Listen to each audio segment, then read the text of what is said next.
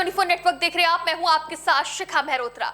उत्तर प्रदेश की राजनीति एक बार फिर गर्म हो गई है। वजह है साल 2027 में होने वाले विधानसभा चुनाव, जिसे अभी भले ही काफी समय बाकी है, लेकिन सियासी हलचल अभी से तेज हो चुकी है। खासकर समाजवादी पार्टी और कांग्रेस के बीच गठबंधन को लेकर चर्चाओं ने राजनीतिक माहौल को पूरी तरह से गर्मा दिया है। बता दें कि समाजवादी पार्टी और कांग्रेस ने लोकसभा चुनाव 2024 में इंडिया गठबंधन के तहत साथ मिलकर चुनाव लड़ा था और अब यही सवाल उठ रहा है कि क्या फिर से 2027 के यूपी विधानसभा चुनाव में दोनों दल साथ आएंगे। अगर समाजवादी पार्टी और कांग्रेस एक बार फिर हाथ मिलाते हैं तो सबसे बड़ा सवाल यही है कि सीटों का बंटवारा कैसे होगा और किस पार्टी को कितनी सीटें मिल सकती हैं। फिलहाल संभावना जताई जा रही है कि दोनों दलों में सीट शेयरिंग को लेकर एक संभावित ढांचा तैयार किया जा रहा है।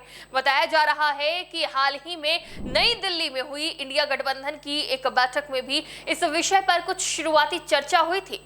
हालांकि अभी तक किसी भी दल ने आधिकारिक तौर पर सीट बंटवारे का फॉर्मूला घोषित नहीं किया है, लेकिन संभावना जताई जा रही है कि इस बार सीटों के बंटवारे में कुछ नए और सख्त मापदंड अपनाए जा सकते हैं।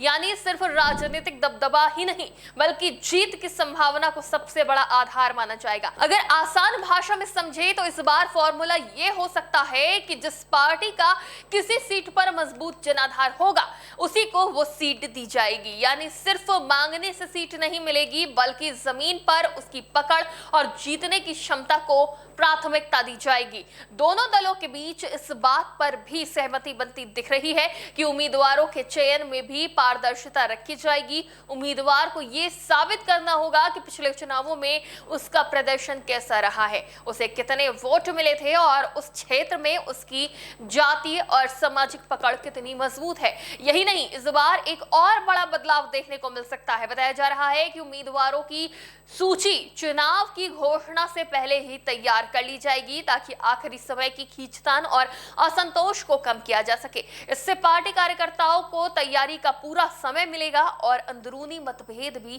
कम करने की कोशिश होगी। समाजवादी पार्टी की रणनीति के अनुसार इस बार अंदरूनी विरोध को भी पूरी तरह रोकने पर फोकस किया जा रहा है।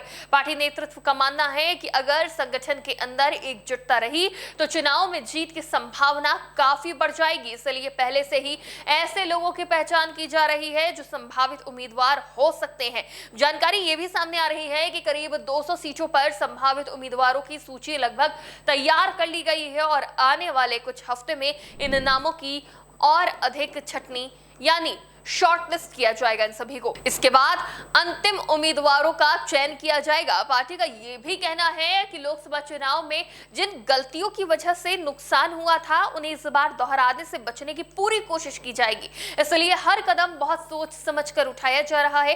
हालांकि अभी तक कांग्रेस और समाजवादी पार्टी दोनों की तरफ से सीट शेयरिंग को लेकर कोई आधिकारिक बयान सामने नहीं आया है, लेकिन राजनीतिक संकेत साफ है कि आने वाले समय में इस पर गंभीर बातचीत जरूर देखने को मिलेगी। बता दें कि उत्तर प्रदेश की राजनीति एक नए मोड़ पर खड़ी है और आने वाले महीनों में सीट शेयरिंग और गठबंधन की रणनीति से जुड़े कई बड़े फैसले देखने को मिल सकते हैं। फिलहाल सभी की नजरें इसी पर टिकी हैं कि क्या सपा और कांग्रेस एक बार फिर एक साथ चुनावी मैदान में उतरेंगे या फिर दोनों अपनी अपनी राह अलग चुनेंगे। अब ये तो समय ही तय करेगा कि दोनों साथ रहेंगे या नहीं। इस वीडियो पर आपकी क्या राय है, हमें कमेंट बॉक्स में जरूर बताएं। फिलहाल के लिए देखते रहिए टीवी24 नेटवर्क।